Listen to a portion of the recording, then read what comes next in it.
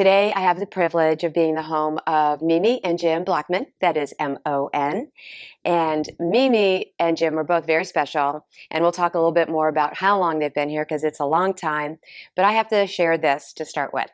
When I attend a member event and I see Mimi, I light up.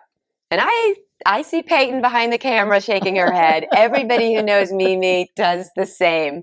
She has that effect. And when I first started in Horseshoe Bay, not one, but several people said to me, "Oh, Mimi, she's like the matriarch of Horseshoe Bay."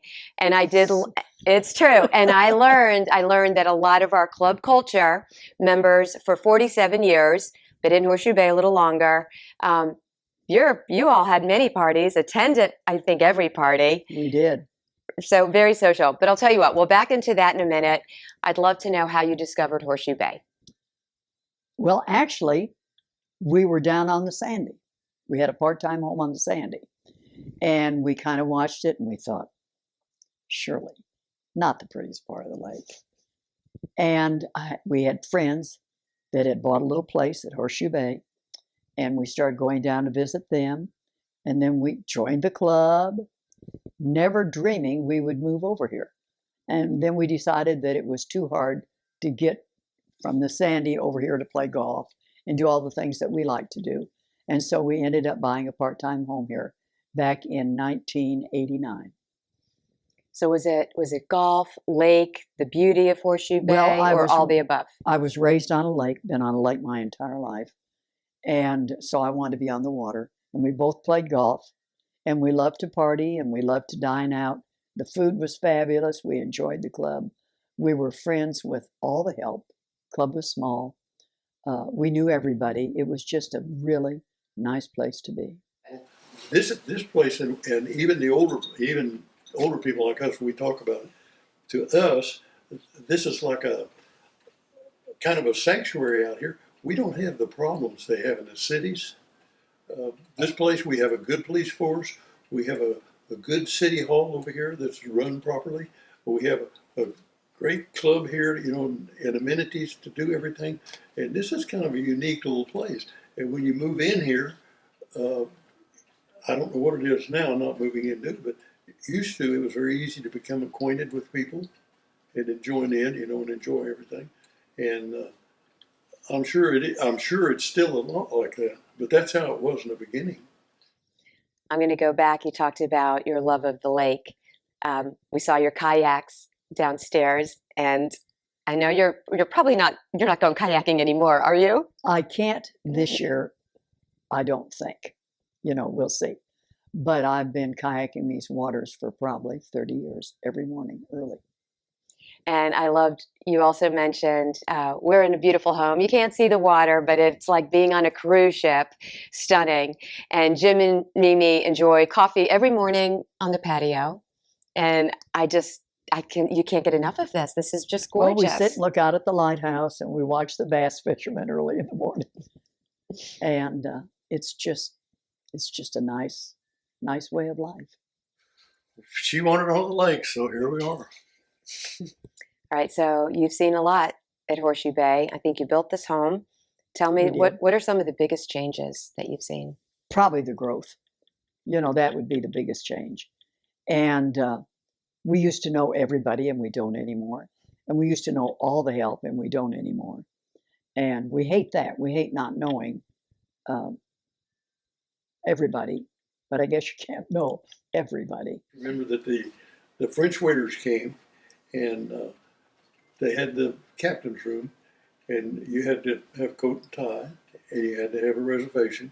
And you went, and when you went in, the lady was presented with a rose, and back then everyone smoked, and so you received at your plate were matches with your name on them, and everything was flaming. God, they had flaming to everything, it was really fun. It was an experience to go to the captain's It was an experience. And I think everybody really enjoyed it. And we had really wonderful help. Gosh, those people that they brought in here really were good. I have heard Ron talk about that, the staff that they brought in, and Oh. everyone and they had like that personal relationship with the Yeah. members. Oh, they were so nice to deal with back then. It really was. 4th of July. Yes. I've heard it's the party of the year. The boat parade used to come right by the house, really close.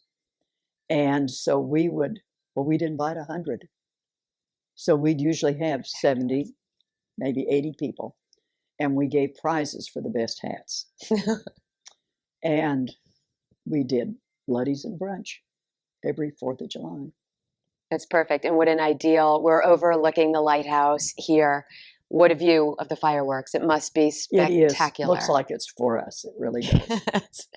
I love it. And I think you were the Grand Marshal in 2021 of the 4th of July parade. We were. That's the second time we've done that. We did it years ago when the club, I don't know if it was, it was the 4th of July. I can't remember. You'll have to ask Ron. Okay. Ron remembers all the dates, doesn't he?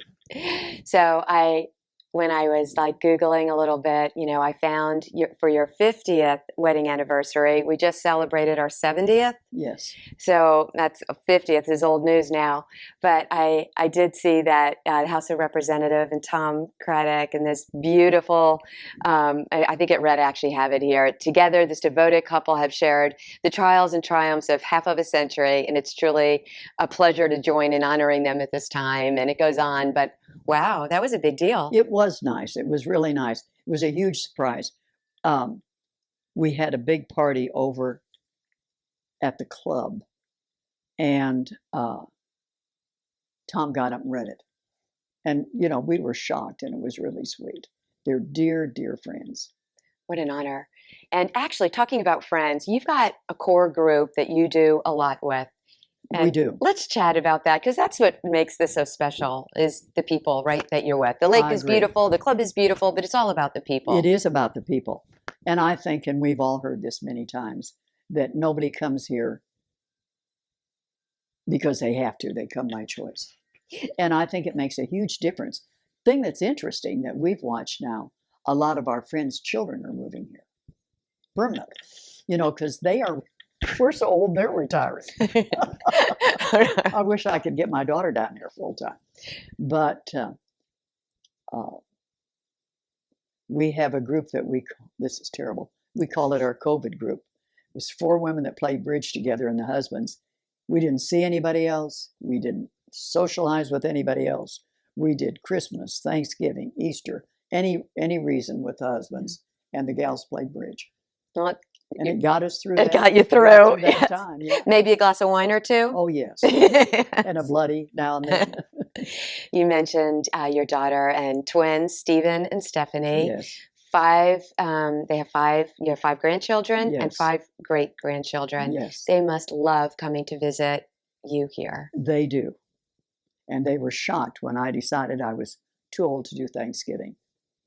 Oh, wait, is this like the first Thanksgiving you didn't do? No, I Okay. quit the year right before the pandemic. And there were about 17 of us, I think, at the yacht club having Easter.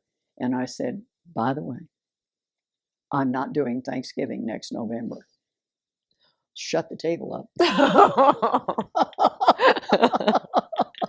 Well, your traditions must be remarkable. I can't imagine. Just they must love coming here. And I know you're being the entertainer that you are. They're just so lucky. They're very Well, it's lucky. just a good place to have company. It's just a great lifestyle. So any words of wisdom for new members coming into the community? If I was a new member coming into the community today, I would probably say take advantage of everything the club has to offer now. Because when we first moved here, other than dining and the golf and the tennis, there was no club activities. Now you have book club and mahjong, and I could go on and on and on. And I would really, that's what I'd do. I'd take advantage of it. And everybody's so eager to meet everybody. I think, that's just... Peyton's cheering again behind the camera, because that's why we do what we do, right, Pete? It's about connecting people, and you're even talking about a book from the book club, and you're still involved, and I love that, and we appreciate that. Well, and Mahjong is getting so big. Oh, yes. It's amazing. What message would you give to your friends and your fan club here as far as all the memories that you have? Well, I don't know what I'd say. Enjoy every day. Yeah, grateful, grateful. Well, any last parting words for our interview today? Well, good luck. No, we are very appreciative. I really do believe that our culture at the club today is a lot of the framework of what Mimi and her group of friends set forth, and just members connecting and having fun and enjoying the beautiful things that we all have here in Horseshoe Bay. I agree. It's just a wonderful place to live. Thanks, Mimi.